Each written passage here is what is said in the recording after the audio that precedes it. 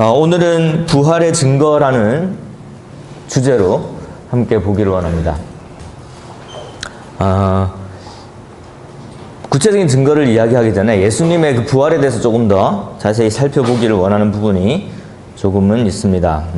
누가복음 24장 말씀을 함께 찾아보도록 하겠습니다.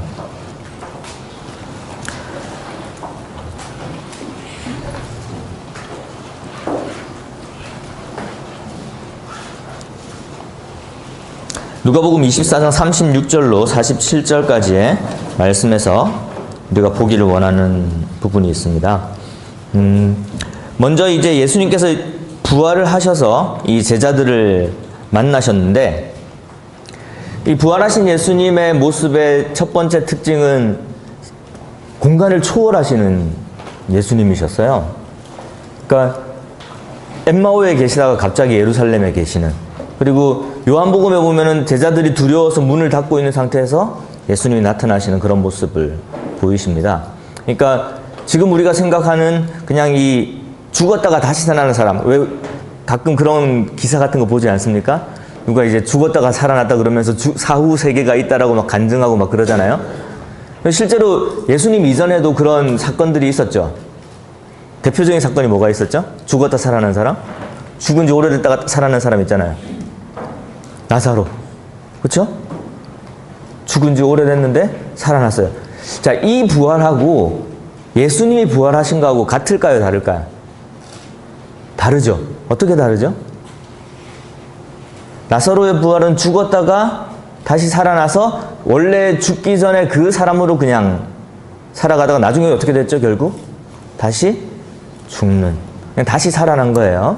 근데 성경에서 말하고 있는, 특히 우리가 어제 이야기를 하면서 하나님께서 우리에게 하나님의 뜻을 따라 살면은 주시겠다고 약속한 그 영생에 가게 되는 그 부활은 그냥 죽었다가 살아나는 거랑은 완전히 차원이 다르다라는 거죠. 일단 그때 부활하는, 어제 그 복음 말씀 잘 들었나요? 그때 부활하는 몸은 뭐를 견딜 수 있다고요? 하나님을 견딜 수 있는, 영원을 견딜 수 있는 그런 완전한 새로운 몸으로 태어나게 됩니다. 그런데 그렇다고 해서 어떤 영적인 존재냐, 귀신이냐, 그거는 또 아니라는 거예요. 여기 이제 누가복음 24장에 나타나신 부활하신 예수 그리스도를 보면은 뭐라고 말씀하시냐면은 나를 뭐 하라고요? 39절에 뭐라고 말씀하시죠? 만져보라 라고 말씀하시죠. 그러니까 놀라서 뭐라고 생각했다고요? 영으로 생각했다고 그러잖아요. 그렇죠? 제자들이 이렇게 갑자기 예수님이 나타나니까 영인가? 귀신인가? 이 말이죠. 그렇죠? 귀신인가? 하고 생각을 했는데 예수님은 뭐라고 말씀하시냐면 와서 뭐 하라고요? 네, 나를 만져보라 라고 말씀을 하십니다. 그러니까 만질 수 있는 또 그런 몸으로 부활하셨다라는 것을 알 수 있습니다. 그리고 이제 41절에 보면은 또 어떤 장면이 나오시죠? 네, 먹는 장면이 나오셔요. 그쵸? 오늘 혹시 요한복음 21장 아침에 읽으셨나요? 거기에도 예수님께서 뭐 하는 장면이 나옵니까? 드시는 장면이 나오죠. 그래서 참 오묘한 부활이죠. 육신을 가지고 있고 만질 수도 있고 그 다음에 먹기도 하는 그런 부활이지만 또한 영혼을 견디실 그런 새로운 몸으로, 완전히 새로운 몸으로, 그러니까 원래 썩을 것에서 썩지 않을 것으로 부활하는 그 부활을 예수님께서, 그러니까 우리에게 약속된 그 부활을 그냥 이제 약속으로 그친 것이 아니라 하나님께서 예수님을 부활하시고 그 새로운 썩지 않을 몸을 입혀주심으로써 사실 누구한테 그걸 보여주신 거예요? 제자들한테 그걸 생생하게 보여주신 거예요. 너희들이 나중에 나와 함께 살다가 나처럼 살다가 하나님의 명령에 순종해서 죽게 된다면은 하나님께서 부활시키실 것인데 그 부활된 몸은 이런 몸이다 라는 것을 보여주신 거예요. 그래서 예수님의 부활은 어제 우리가 살펴보았던 고린도전서 15장에 이 표현이 있잖아요. 잠자는 자들의 첫 열매가 되셨다. 첫 번째 부활의 첫 열매다. 부활의 첫 열매다라고 말씀을 하시는 거예요. 그러니까 그 전까지 죽었다가 살아난 사람도 여럿 있었지만 그런 죽었다가 살아나서 그냥 다시 죽게 되는 그러한 육신으로의 부활이 아니라, 썩을 몸으로의 부활이 아니라 어떤 몸이죠? 썩지 않을 몸으로, 부패하지 않을 몸으로, 노화하지 않는 몸으로 이렇게 다시 살아나셨다라는 것입니다. 그걸 이제 제자들한테 보여주신 거예요. 다시 이제 누가복음 22장으로 가셔서요. 우리가 이 부활하기 전에, 그러니까 제자들이 부활을 알기 전에, 그리고 예수님이 부활하셨다는 것을 깨닫기 전에 제자들의 모습이 어떠했고 그 이후의 모습이 또 어떠했는지를 제가 잠시 살펴보기를 원합니다. 우선 이제 마태복음 26장의 이 장면은 어떤 장면인 것 같아요? 여기 이제 제자들이 다 뭐 하고 있죠? 뭐 한다고 그랬어요? 다 예수를 버리고, 이게 언제 나오는 장면일까요? 제자들이 다 예수님을 버리고 도망갔어요. 왜 도망가죠? 예수님이 잡히셨기 때문에. 예수님이 잡혀서 어떻게 될 거라는 걸 알고 있는 거예요. 지금 이제 유대인들이 왜 예수님을 잡으려고 혈안이 돼 있죠? 예수님을 잡아서 신성모독으로 죽이려고 예수님을 찾고 있는 거예요. 그러니까 예수님을 잡았으니까 예수님을 따르는 제자들은 무엇의 위협을 느끼죠? 자신의 생명의 위협을 느낀 겁니다. 그러니까 어떻게 해요? 도망가는 겁니다. 뿔뿔이 흩어져서 최대한 그 예수님을 잡은 사람들 근처에 가지를 않는 거예요. 어떻게든 연관성을 찾을 수 없도록 숨는 겁니다. 눈에 띄지 않으려고요. 예수님이 잡혀 돌아가실 때, 예수님이 부활하시기 전에 제자들은 이런 모습을 보였어요. 어떤 모습이죠? 도망가는 거야. 무엇을 느껴서? 생명의 위협을 느껴서. 베드로는 좀 달랐을까요? 조금은 달랐어요. 그렇죠? 베드로는 한 말이 있거든요. 제자들이 다 버리고 도망가더라 나는 안 버릴 거예요 해서 어떻게든 예수님 근처에 있으려고. 이건 참 좋은 부분이에요. 그러니까 두려웠지만 예수님 근처에 있으려고 예수님 주위를 배회했는데, 베드로도 여전히 사람이잖아요. 그렇죠? 무엇에 대한 위협이 있으면은 두려워서 발을 뺄까요? 마찬가지로 죽음에 대한 위협이 실질적으로 나오게 되면은 사람이 두려워하는 거예요. 그러니까 그래도 이제 예수님 근처에서 예수님이 어떻게 되나 궁금해서 이렇게 따라가려고 하는데 누가 묻잖아요. 너 예수님 따르던 그 제자 아니야? 굉장히 옆에 붙어 있는 것 같던데? 라고 하니까 베드로는 사람 잘못 보셨습니다. 라고 이야기를 하는 거야. 그리고 예수님을 부인하기 시작하죠. 자, 베드로가 예수님과 그렇게 친밀한 교제 속에 있었으면서도 왜 예수님을 부인할 수밖에 없었을까? 이게 이해가 되시나요, 여러분? 여러분은 지금 이 베드로의 이야기를 이제 전지적 작가 시점에서 보고 있잖아요. 그렇죠? 아, 베드로가 어떻게 했고 다 이런 걸 보고 있으니까 이게 이해할 수도 있고 또 이해가 안 될 수도 있는 거예요. 왜냐면 예수님 부활하시고 예수님이 이렇게 대단한 분이신데 어떻게 예수님을 부인할 수 있지? 여러분들이 그 상황에 들어가 보시라는 거죠. 자신이 따르던 스승님을 사람들이 그 가르침 때문에 죽이려고 잡아간 거예요. 그 가르침이 퍼지면 안 되기 때문에 잡아간 거예요. 그럼 그걸 퍼뜨릴 수 있는 사람은 누구죠? 예수님의 제자겠죠, 그렇죠? 그러면은 내가 예수님의 제자고 그것도 가장 친했던, 가장 열심히 따라다녔던 제자라는 사실이 알려지면 나도 뭐 할 수 있겠다? 지금 이 상황에서 죽을 수 있겠다는 그 두려움이 온 거예요. 근데 이걸 이길 수 있는 방법이 없어요, 사람이. 죽음에 대한 두려움을. 그렇지 않습니까? 그래서 베드로는 어떻게 하죠? 부인을 해요. 부인하고 저주를 해요. 몇 번요? 몇 번이라고 알고 계시죠?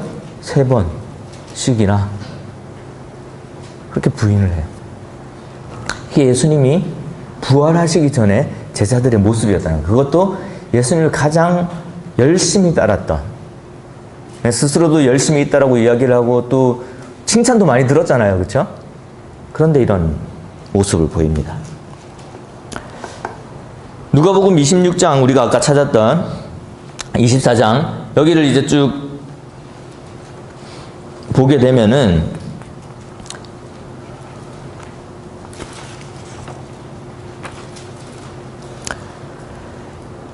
여러분 이제 이 이야기 잘 아실 수도 있는데 혹시 엠마오로 가는 두 제자 뭐 이런 이야기 들어보신 적 있나요? 우리 교회에서 이제 교육기관 중에 하나가 엠마오 성경학교라는 교육기관이 있어요. 이름 들어보신 적 있으신가요? 왜 굳이 엠마오 성경학교라는 이름을 붙였을까? 이제 이 누가복음 24장에 등장하는 이 장면 때문에 그런 거죠, 그렇죠?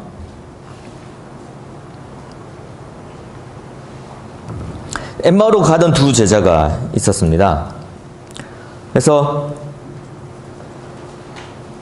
엠마오로 가는데 잘 생각을 해보세요. 예루살렘에서 엠마오로 가는 두 제자 왜 갔을까? 왜 엠마오로 가고 있었을까? 그 당시에 이제 예루살렘 명절이었어요. 6월절부터 오순절까지 이제 유대인들은 예루살렘에 거하면서 이렇게 그 명절을 지키는 사람들이에요. 근데 왜 이 사람은 애써 예루살렘까지 왔다가 다시 그들의 고향 쪽으로 돌아가고 있었을까? 엠마오로 돌아가고 있었을까? 그들이 어떤 상황에 있었죠? 절망 속에 있었어요. 그 두 제자가 따르던 예수님께서 지금 뭐 이름은 나와 있지 않지만 이 두 제자가 예수님을 따르다가 예수님이 잡혀가시고 죽으시니까 죽으신 지 이제 조금 시간이 지났잖아요. 그러니까 이제 나는 뭘 하고 살아야 되나 그 절망 속에서 그렇게 이제 돌아가고 있는 거야. 그런데 이제 뭐 그런 이야기도 했죠. 뭐 예수님이 살아났다라는 이야기도 있던데 그 이야기를 하면서 이제 엠마오로 가고 있는 거예요. 근데 그게 믿어지지는 않는 상황이죠. 에이 뭐 설마 그런 일이 있겠어 그러면서 절망 속에서 이렇게 가는데 이 예수님께서 이제 그와 함께 이제 엠마오로 이렇게 함께 걸어가고 계시는 거예요. 근데 이 두 제자는 예수님을 지금은 알아보지 못하는 상황입니다. 그렇게 이제 걸어가고 있는 거죠. 그러면서 그것을 예수님의 부활을 믿지 못하는 그런 모습을 보이면서 절망 속에 있으니까 예수님께서 이제 야단을 치시면서 나중에 결국 이제 엠마오에 가셔서 쭉 이야기를 하시는 그것을 이제 왜 떡과 잔을 떼면서 그들에게 이렇게 나타내시니까 그들이 이제 깨닫게 되어서 예수님이 부활하신 걸 알게 되는 그 장면이 이제 엠마오로 가는 두 제자입니다. 그래서 엠마오를 가는 중에 예수님께서 자신에 대해서 다시 설명을 해 주시는 그런 것이죠. 그래서 이제 우리가 엠마오 성경학교라는 그 개념을 왜 쓰게 되냐면은 엠마오로 가는 중에 예수님께서 예수님에 대한 자세한 내용들을 잘 깨닫지 못하는 두 제자에게 알려주시는 그 장면을 이제 생각을 하면서 엠마오로 가는 두 제자 그 장면을 생각하면서 엠마오 성경학교라는 걸 만든 거예요. 그래서 이제 엠마오라는 이름이 이렇게 성경학교라는 이름과 이렇게 잘 어울리는 이름이 된 것이죠. 아무튼 이 두 제자는 지금 굉장히 절망 속에 사로잡혀서 두려움 속에서 이제 이 사람들도 죽음의 위협을 느끼고 이렇게 엠마오로 돌아가고 있는. 그런데 예수님이 함께 하는데 그분이 예수님인지 아직 알지 못하는 두려움과 절망에 쌓여서 깨닫지 못하는 그러한 모습을 보여주게 됩니다. 자, 이들이 이제 예수님이 부활하시고 나서 어떻게 변했죠? 예수님의 부활을 목격하고 아까 누가복음 24장에 나타난 것처럼 예수님이 오셔서 이제 그들에게 말씀도 하시고 자신의 이 부활의 증인이 될 것을 이야기를 하시고 성령을 약속을 하십니다.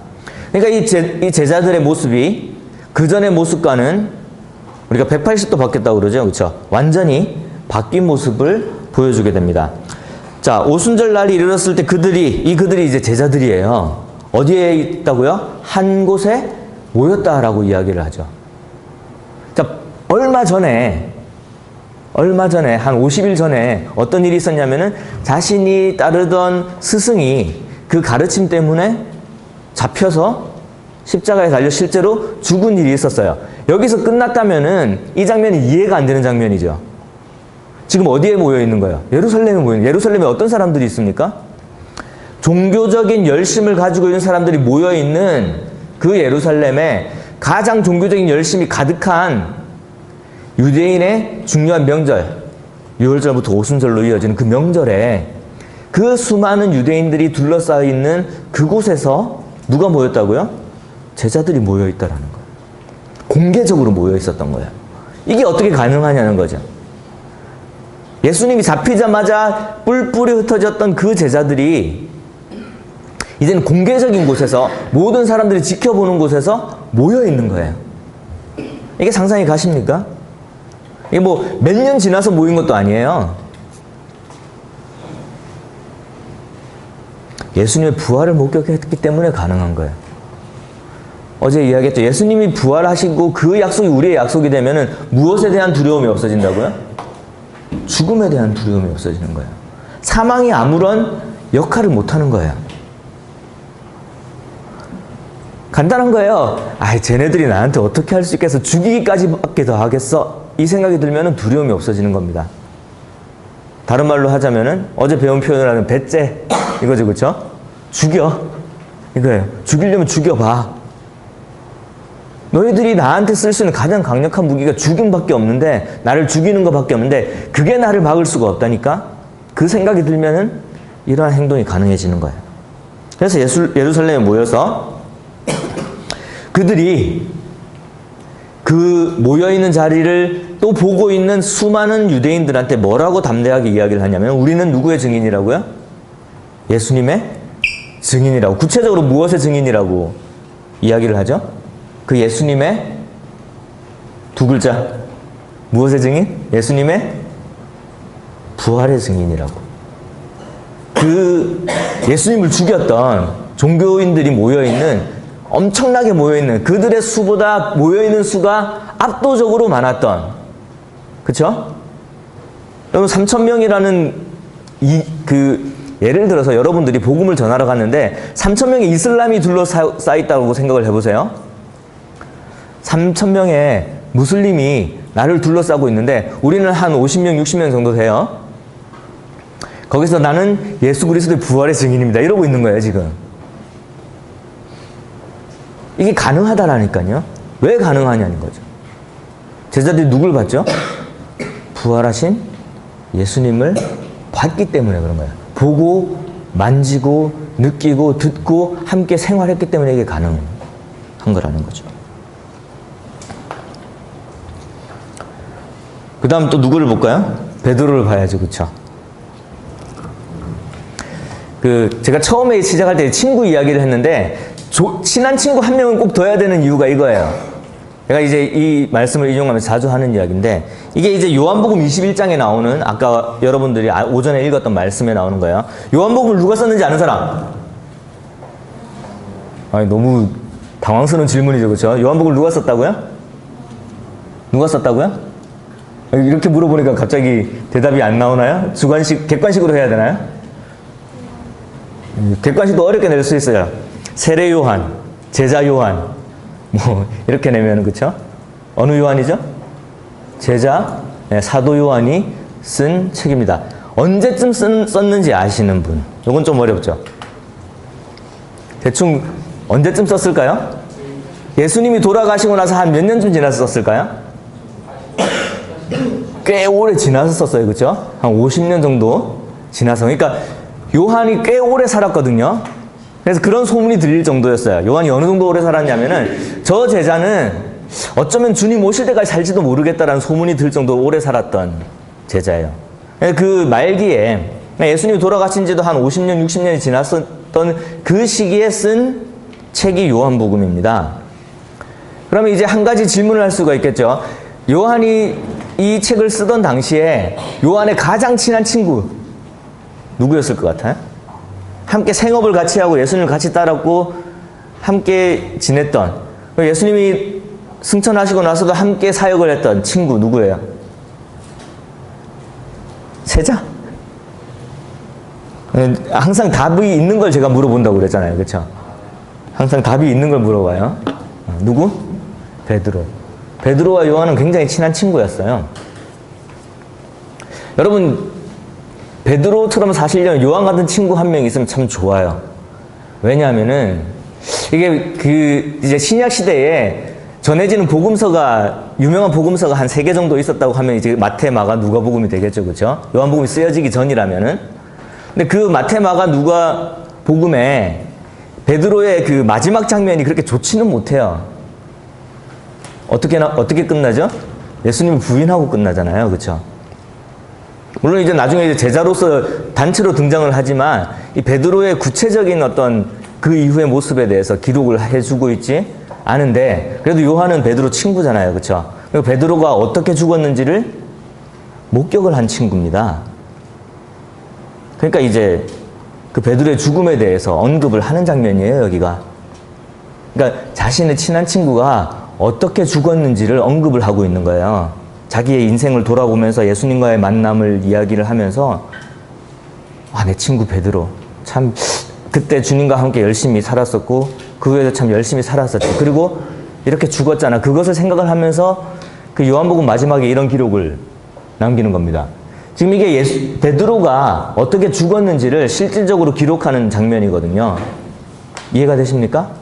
그러니까 예수님이 베드로한테 이제 네가 원하는 대로 이때까지 살았지만 이제는 원하는 대로 살지 못하고 끌려가서 죽을 것이다라고 말씀하신 그 말씀이 실제로 베드로에게 일어났고 그것을 예수님께서 미리 말씀하신 것입니다 라는 기록이에요. 그러니까 친구가 죽고 나서 한참 있다가 그 친구의 죽음에 대해서 언급을 하고 있는 거죠.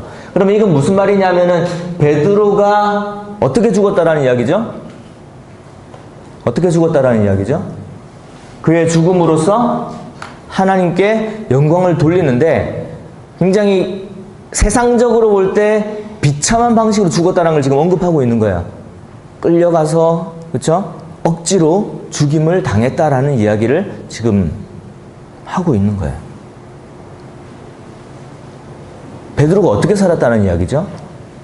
그가 주님을 위해 살았을 뿐만이 아니라, 우리 예수로 살리 이런 찬양 오늘 부르는 게 기억이 나는데, 예수로 살았을 뿐만이 아니라 예수로 죽었다라는 이야기예요. 그의 생명을 다해 예수로 살았다라는 이야기죠. 생명을 다해 예수로 살았다라는 거예요.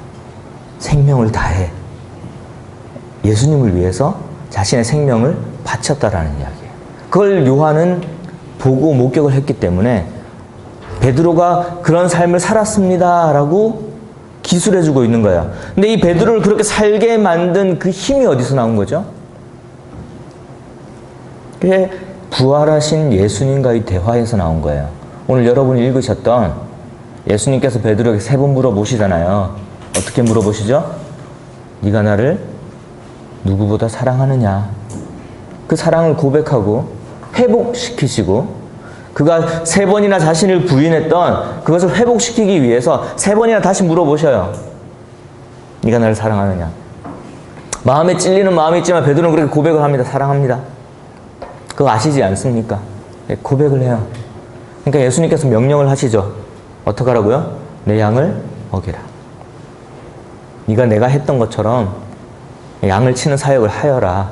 그리고 베드로는 그거에 따라서 하나님께 영광을 돌리는 죽음으로 예수님께 순종을 하셨던 거예요. 이게 여러분들의 전해지고 있는 겁니다. 여러분들의 전해져야 될 중요한 제자의 삶의 스토리인 거예요. 죽음에 대한 두려움 때문에 예수님을 부인할 수밖에 없었지만 부활하신 예수님을 만나고 그분과의 인격적인 분명한 교제를 했을 때에 이 사람이 어떻게 변할 수 있는지를 보여주는 거예요.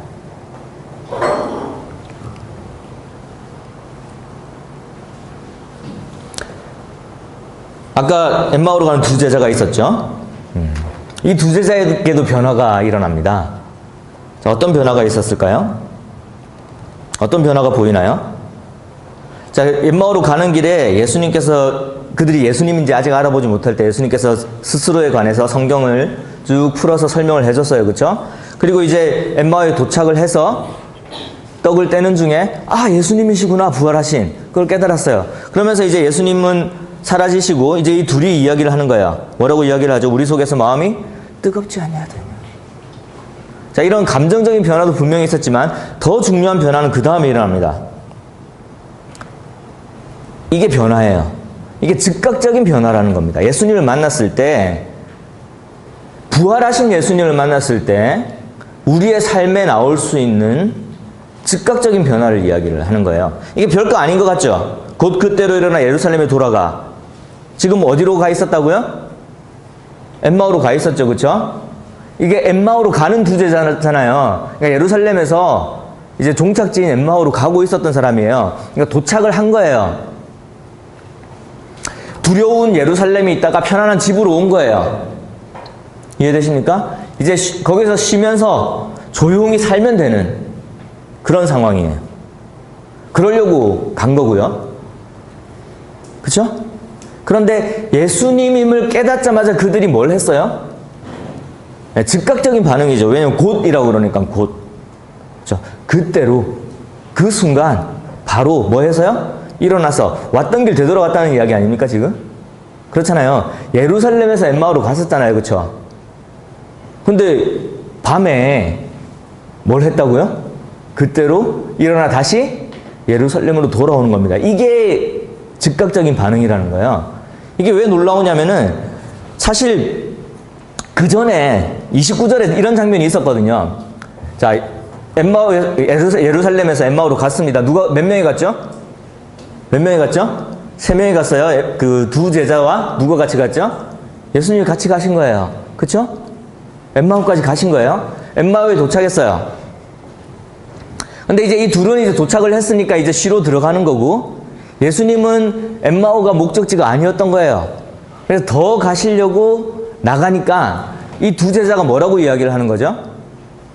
어떻게 한다고요? 강권이라는 말이 뭐예요? 강권하다. 강권이 무슨 뜻이죠? 7자로. 강권, 여러분 줄임말 좋아하잖아요. 그쵸? 줄임말 좋아하지 않나요? 뭐 요즘 유행하는 줄임말이 뭐지?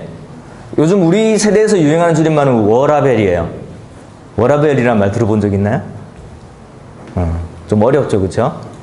워크하고 라이프하고 밸런스를 맞춰야 돼서 워라벨 이렇게 줄임말을 쓰거든요. 사실 강권이 줄임말은 아니지만 줄임말처럼 이제 풀이할 수는 있는데 강하게 권유하다 이런 뜻이에요. 그쵸? 강권하다라는 건 강하게 권하는 겁니다. 갑자기 언어 선생님이 됐네. 여러분 이제 학교에서 안 만난 게 참 다행인 것 같아요. 그쵸? 학교에서 만났으면은 어제 물리 시간, 오늘 영어 시간인 거거든요. 여러분 정말 싫어하는 거, 그쵸? 두 개의 조합이죠. 언젠가 한번 이제 물리를 영어로 한번 강의를 하면 재밌을 것 같아요. 그쵸? 그러니까 학교에서는 가급적이면 안 만났으면 좋겠는, 그쵸? 그런 사람들 아닙니까? 영어 선생님, 물리 선생님. 이제 학교에서는 대답을 잘못하면 이제 강압적인 그런 수단들을 사용할 수가 있는데, 이제 너 왜 그것도 못해? 그럴 수가 있는데. 뭐 국어 선생님은 아니니까 강권이라는 말은 이제 강하게 권한다는 이야기예요. 그러니까 이제 왜 그런 거죠. 더 가려고 그러니까 어떻게 하는 거예요? 잡아서라도 못 가게 하려는 그런 느낌 아시겠습니까? 붙들어서도 절대 가면 안 돼요. 이렇게. 왜 절대 가면 안 된다고 생각했을까요? 이 두 제자는? 뒤에 나오잖아요. 왜 절대 지금 더 가면 안 된다고 이야기를 하는 거예요? 때가 저물어가고 날이 이미 기울었습니다. 지금 21세기에 예루살렘에서 엠마오로 가는 게 아니잖아요. 그러니까 여러분들 사는 동네에서 옆 동네로 뭐 자전거 타고 버스 타고 기차 타고 가는 게 아니라는 이야기예요. 어떻게 갔어요? 걸어서 갔죠. 그쵸? 좋은 길이 있었을까요? 네, 산길을 지나서 골목을 지나서 어두운 곳을 지나서. 자, 가로등이 있었을까요? 없었을까요? 없었겠죠. 산짐승은 어떨 것 같아요? 있었겠죠. 강도? 그 왜 가끔 등장하는 강도 있잖아요. 그쵸? 여리고에서 예루살렘으로 가는데 등장했던 강도. 엠마오에서 예루살렘으로 가는데 없을까요? 있을 수 있겠죠. 그쵸? 지금 가면 어떻다는 이야기예요? 위험하다라는 이야기예요. 예수님 지금 어디로 가시는지는 모르겠는데 지금 이미 날이 저물었는데 지금 움직이는 거는 자살행위입니다. 이거예요. 움직이지 마세요라고 잡는 거예요. 지금.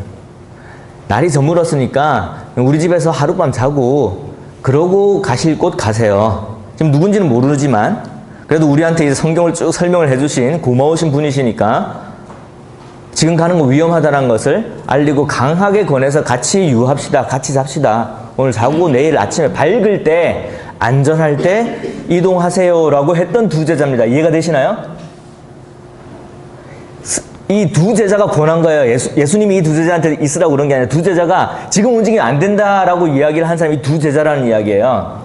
지금 길을 가는 건 미친 짓입니다. 죽을 짓입니다. 죽을 수 있습니다라고 한 사람이 누구라고요? 두 제자라고요. 부활하신 예수님을 만났어요. 그 다음에 뭐 했다고요? 부활하신 예수님을 만났어요. 그 다음에 뭘 했다고요? 곧 언제요? 그때로 일어나. 아침에 일어나서요? 날이 밝고 나서요? 아니에요.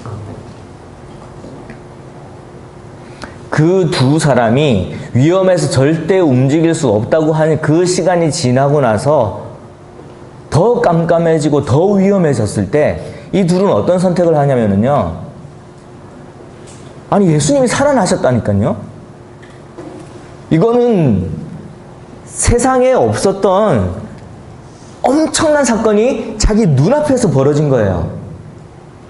죽은 사람이 살아나요. 그리고 예수님께 설명하셨잖아요. 부활할 걸 설명하고 그 부활이 너희들에게도 동일하게 미칠 것이다.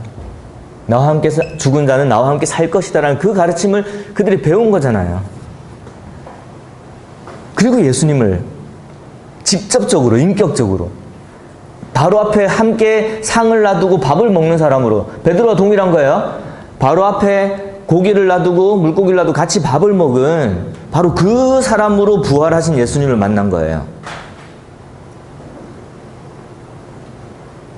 엠마오로 갔던 두 제자도, 그러니까 이제 여러분 나중에 누가 엠마오로 가는 두 제자라고 이야기하면은 스토리가 잘못된 거라고 말씀을 해주셔야 돼요. 정확하게 말하면 스토리가 뭐가 돼야 되는 거죠? 엠마오로 갔다가 다시 다시 돌아온, 그대로 다시 돌아온 두 제자입니다. 그렇죠?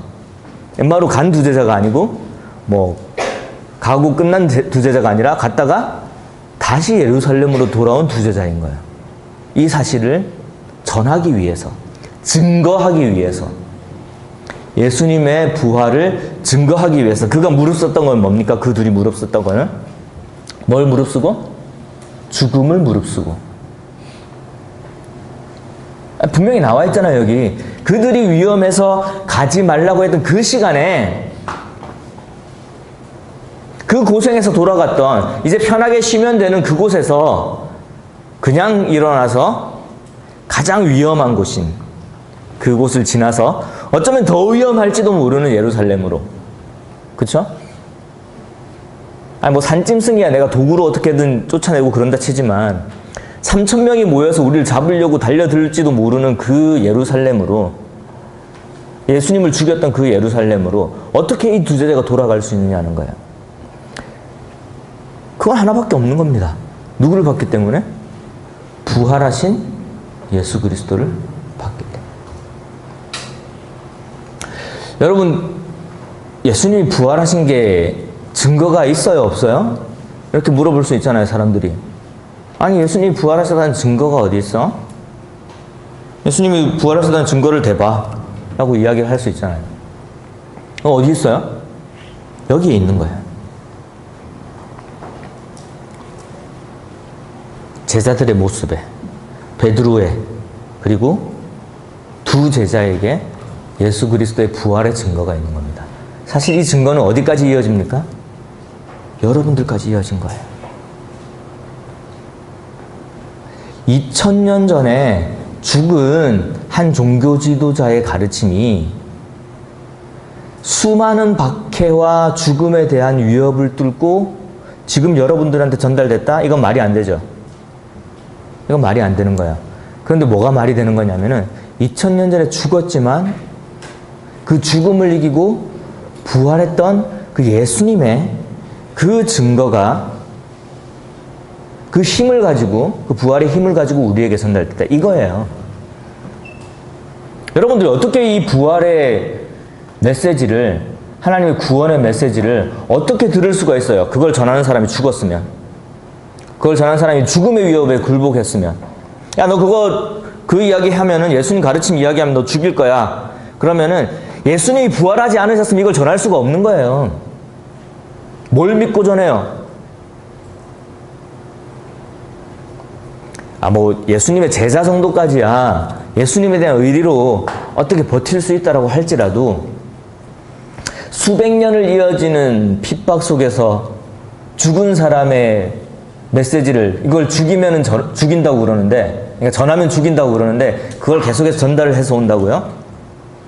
그 힘이 나올 수 있다고 생각하십니까? 절대 못 나와요. 근데 예수님을 전한 사람들은 부활하신 예수님을 만난 사람들이에요. 직접 본 사람들이야. 거기에 즉각적인 반응은 죽음에 대한 두려움을 극복하는 것이었어요.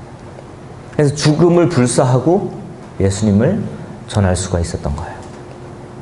어제 일생일대에 말도 안 되는 질문을 받은 한 사람이 있었습니다. 누구예요? 바울이었어요. 왜요? 바울은 이때까지 뭘 전하며 살았는데? 부활을 전하며 살았는데, 예수님 부활하셨기 때문에 내가 이 복음을 전하는 거였는데, 예수님의 부활이 없다고, 죽은 사람의 부활이 없다고 라고 이야기를 하면은 자기가 전하는 건 아무것도 아닌 거예요. 근데 부활이 있기 때문에 자신의 삶이 의미가 있는 거였다는 거죠. 하나님의 약속 속에 있는. 이 사울, 원래 이름이 사울이었어요. 사도 바울. 원래 이름이 뭐라고요? 사울이었다고요. 사울이 처음 언제 등장하시는지 아십니까? 사도행전 몇 장쯤?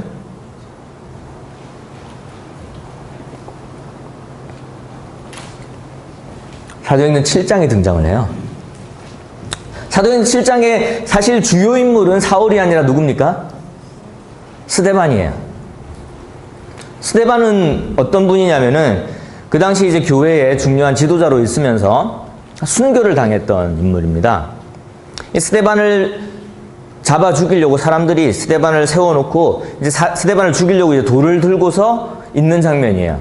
그때 이제 스데반이 뭘 이야기를 하냐면은 너희들이 배척한 분이 예수 그리스도라는 그것을 그 사람들 앞에서 이야기를 하고 있는 겁니다. 누구 앞에서요? 돌을 들고 있는 사람들 앞에서. 이게 가능할까요? 이 스데반의 죽음을 보게 되면은 이 스데반이 하늘을 우러서 하나님을 보는 장면이 나오고요. 그 곁에 계신 예수님을 보는 장면이 나옵니다. 부활하신 예수 그리스도를 보는 장면이 나와요.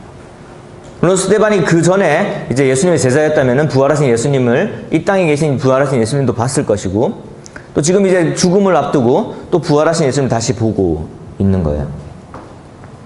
그러니까 이 스데반이 죽음을 당하는 이 상황, 실제로 지금 죽어가고 있는 이 상황에서 그는 그 삶에 대한 후회나 나를 죽이는 사람에 대한 원망으로 죽어가고 있는 것이 아니라 용서와 기쁨으로 하나님을 만난다는 그 영광, 하나님께 영광을 돌리면서 스데반은 죽어가고 있는 장면입니다. 이게 왜 가능할까요? 왜 가능하죠? 예수님께서 부활하셨기 때문에 가능한 거예요. 스데반도 내가 이렇게 죽지만 예수님처럼 다시 영광스러운 몸으로 부활할 것을 알고 있었다는 거죠. 이 스데반의 이 죽음이 어떤 영향을 끼쳤을까요? 사울에게 영향을 끼칩니다. 자, 이 사도행전 7장 장면에서 거기에 누가 있었어요? 사울이라는 사람이 있었고, 그쵸? 그 사울이 어쩌면은 거기에 있는 많은 사람을 선동했을 수도 있는 그런 장면이 이제 사도행전 7장에 있는 거예요. 이 사울이 나중에 누가 된다고요? 바울이 되는 거예요. 사도 바울이 되는 거예요. 조금 이제 그 역사적인 이야기로 들어가서 이 사도행전을 누가 썼는지 아는 사람? 항상 제가 말했죠. 정답은 문제 속에 있습니다. 사도행전을 누가 썼는지 아는 사람? 아, 그래도 모르겠어요? 문제를 잘 들으세요. 사도행전을 누가 썼는지 아는 사람? 아직 모르겠어요. 누가복음은 누가 썼는지 알아요, 혹시? 누가복음은 누가 썼을까요? 네. 사도행전은 누가 썼을까요? 네. 사실 이제 누가복음을 쓰고 연결해서 쓴 이야기가 사도행전이에요. 누가 썼다고요? 누가라는 사람이 썼습니다. 누가의 직업이 뭔지 혹시 아시는 분? 의사였어요, 의사. 누구랑 계속 같이 다니면서 이제 한 사람을 돌봤던 의사예요. 누구랑 같이 다녔을까요? 사도 바울과 같이 선교 여행을 다니면서 사도 바울을 도왔던 사람이 누가고, 누가가 기록한 것이 책이 두 권이 있어요. 뭐라고요? 누가복음이랑 사도행전이에요. 스데반이 어떤 장면에 있었다라고 이야기를 했어요? 자기를 죽이려는 사람의 주위에 둘러싸여서 있었죠. 그렇죠? 그 스데반은 어떻게 됐어요? 그 자신의 말을 하고 증언을 하고 죽임을 당했어요. 이해되십니까? 이 스데반의 이야기를 누가 알고 있을까요? 이 스데반의 이야기를 알고 있는 사람이 누구였을까요? 그러니까 누가가 이 글을 기록을 하려면 사실의 바탕을 두고 기록을 해야 되잖아요. 그러니까 이 스데반이 이렇게 해서 죽었다라는 사실을 알고 있는 사람으로부터 이야기를 들어서 이 스데반이 했던 이야기를 적어야 되잖아요. 누구한테 들었을까요? 그렇죠. 사울한테 들은 거예요. 사도 바울한테 들은 거예요. 지금 이 사도행전 7장부터 시작해서 등장하는 한 인물이 누구냐면 사울이라는 인물이에요. 그러니까 누가는 사울과 함께 행동하면서 그 예수님으로부터 복음이 전해지는 그 과정을 기록하면서 여러 자료들을 찾아 모으면서 이제 사도행전에 가서는 아주 구체적인 자료를 가지고 기록을 하기 시작합니다. 그 가장 구체적인 자료는 누구의 기억과 누구의 말에서 나오는 거냐면은 사도 바울로부터 나오는 거예요. 사도 바울의 행적이 그 다음부터 쭉 적히잖아요. 그 사도 바울의 행적의 시작이 언제라고요? 사도행전 7장입니다. 이 7장의 내용은 누가 기억하고 있는 거예요? 사도 바울이 기억하고 있는 거예요. 그의 뇌리에 가장 강하게 박혀있는 엄청난 기억이었던 거예요. 자기 삶의 시작에, 그러니까 성경에 쓰여지는, 성경에 기록되는 자기의 삶의 시작에 있는 이 장면이에요. 자기가 엄청난 충격을 줬던 장면이죠. 여러분 이 장면을 목격했다고 생각을 해보세요. 그 가운데서. 이게 엄청난 장면이 아닙니까?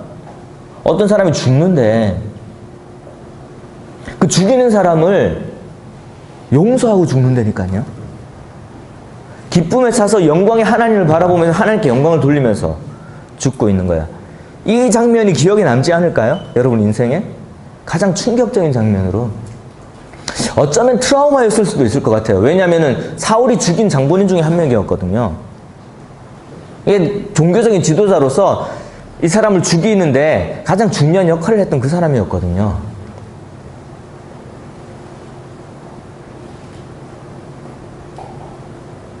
근데 이것을 자신의 그 삶의 가장 첫 번째 기록, 자기의 절대 어쩌면은 밝혀지지 않았으면 하는 그런 과거 아닐까요?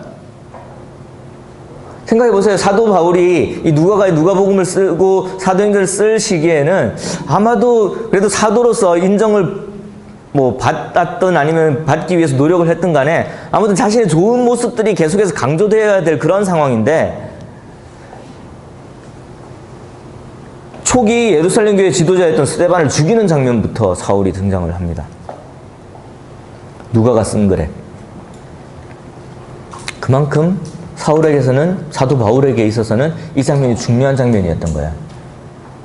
그리고 예수님을 만나는 장면이 나오고, 부활하신 예수님. 부활의 증거를 봤던 거예요. 부활의 구체적인 증거를 봤던 겁니다.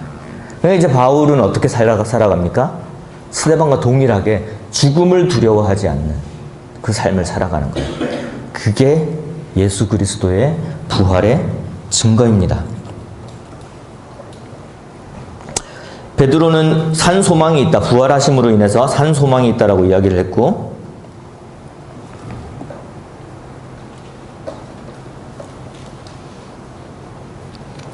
우리 어제 읽었던 말씀을 다시 한번 보도록 하겠습니다. 55절에 보면, 고린도서 15장입니다. 55절에 보면은 사망아 너의 승리가 어디 있느냐, 사망아 네가 쏘는 것이 어디 있느냐. 이게 바울이 한 말이에요. 그가 분명히 지켜봤던 스데반의 모습에서 누구는 힘이 없었습니까? 사망은 힘이 없었어요. 사망은 아무런 힘이 없었다라는 거예요. 예수님을 믿는, 예수님의 부활을 증거하는 이 사람들에게 누구는 사망은, 죽음은, 무기를 잃은 아주 연약한, 힘이 없는, 절대 승리할 수 없는, 이미 패배한 패장이었다라는 거예요. 전쟁에서 패한 패장이었다는 거예요. 그러니까 이런 말이 나오는 거예요. 사망아 너의 승리가 어디 있느냐. 없다라는 이야기죠. 네가 쏘는 것이, 너의 무기가, 사람을 괴롭히는 너의 무기가 어디 있느냐. 없다라는 이야기. 그걸 보고 목격하고 느끼고 체험하고 살았던 사도 바울의 이야기. 그 증거가 지금 여러분들에게 있는 겁니다. 여러분들이 예수님을 믿고 예수 그리스도의 복음을 전하는 사람이 되었을 때에 부활하신 예수 그리스도의 증인이 되는 거예요. 제자들을 통해서, 스데반을 통해서, 바울을 통해서 예수 그리스도의 부활의 증거를 봤던 사람들이 그 부활의 힘을 가지고, 그 부활의 증거를 가지고 예수님을 전하고, 그래서 죽임을 당할지라도 그 부활의 힘이 그 다음 제자들에게, 그 다음 복음을 듣는 사람들에게 넘어가는 거예요. 그래서 복음이 전해지는 겁니다. 여러분들이 어떻게 복음을 들을 수가 있었겠어요? 우리나라에 죽음을 무릅쓰고 복음을 전하러 온 사람이 없었으면 여러분들이 어떻게 이 자리에 있겠냐는 거죠. 그게 뭐예요? 부활의 증거라는 거예요. 그분이 부활을 믿고 부활의 증거를 받기 때문에 동일한 증거를 가지고 이 땅에 온 거예요. 복음을 전한 겁니다. 죽음을 무릅쓰고. 내가 거기 가서 어떻게 죽을지 모르는데, 심지어 도착하자마자 죽은 선교사도 있잖아요. 아무것도 못하고. 근데 그런 곳에 왜 왔을까요? 왜 왔다고 생각해요? 뭐는? 우리가 두려워하는, 많은 사람들이 두려워하는 죽음이 아무런 힘이 없기 때문이에요. 내가 아무리 잘못해봤자 죽기밖에 더 하겠느냐 라는 그 부활의 능력을 가지고 이 땅에 와서 여러분들의 복음을 전한 거예요. 지금 여러분들이 들은 복음, 그 복음을 전하신 우리 선생님들, 선배님들, 그리고 여러분들이 다니고 있는 교회의 부모님들, 또 주일학교 선생님들, 복음을 전하시는 사역자분들, 이분들이 그 부활의 증거라는 이야기야. 죽음을 무릅쓰고, 죽음도 상관없이 자신의 모든 삶을, 모든 생명을 다해서 예수로 살아가는, 예수님이 원하시는 대로 살아가는 그분들이 부활의 증거입니다. 그리고 이제는 여러분들이 예수님을 만나게 되면은, 예수님을 만났다면 부활하신 예수님을 만난 것이고, 여러분들이 죽음을 무릅쓸 수 있는 그런 부활의 증인으로서, 부활의 증거로서 살아가게 될 것입니다. 기도하겠습니다.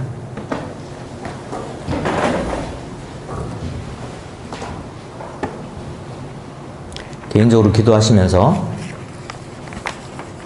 부활하신 예수님을 인격적으로 만나시길 원합니다. 부활하신 예수님과 함께 대화를 하시길 원합니다. 우리가 매주 상징적으로 예수님을 만나서 예수님과 한 상에 참여해서 떡과 잔을 예수님과 함께 먹고 마시는데, 이제는 상징적인 예수님이 아니라 정말로 살아계시는 예수님을 여러분들이 만나시길 원해요. 그 부활의 힘이 나를 통해서 이제 전달될 수 있기를 하나님께 간절히 기도하시길 원합니다. 내가 예수 그리스도의 증거가 될 수 있기를 하나님께 개인적으로 기도하는 시간 갖겠습니다.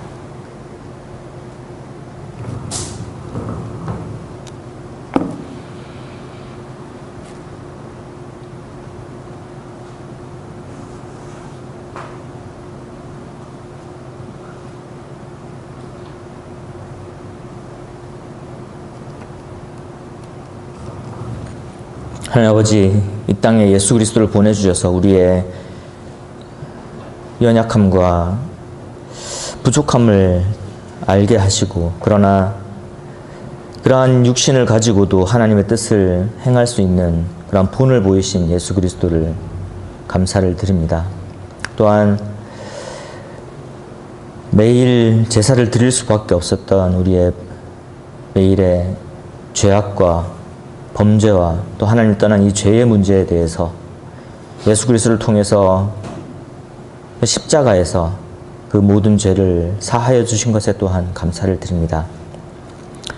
그리고 예수님께서 부활하셔서 그 부활의 능력을 보이시고 그 새로운 삶, 썩지 아니할 그러한 부활의 모습을 저희들에게 보여주시고 목격하게 하시고 알게 하셔서 저희들에게 이 부활의 산 소망이 있게 하신 것에 감사를 드립니다. 이제 우리의 매일의 삶 속에서 주님의 부활이 실질적으로 작용하는, 정말 한순간 한순간 주님의 부활의 힘이 죽음을 두려워하지 않는 하나님을 섬기고자 하는 그 마음이 저희들 삶 속에서 드러남으로써 이 세상 사람들이 예수님께서 정말로 부활하셨다라는 것을 알고 믿게 해 주시기를 원합니다.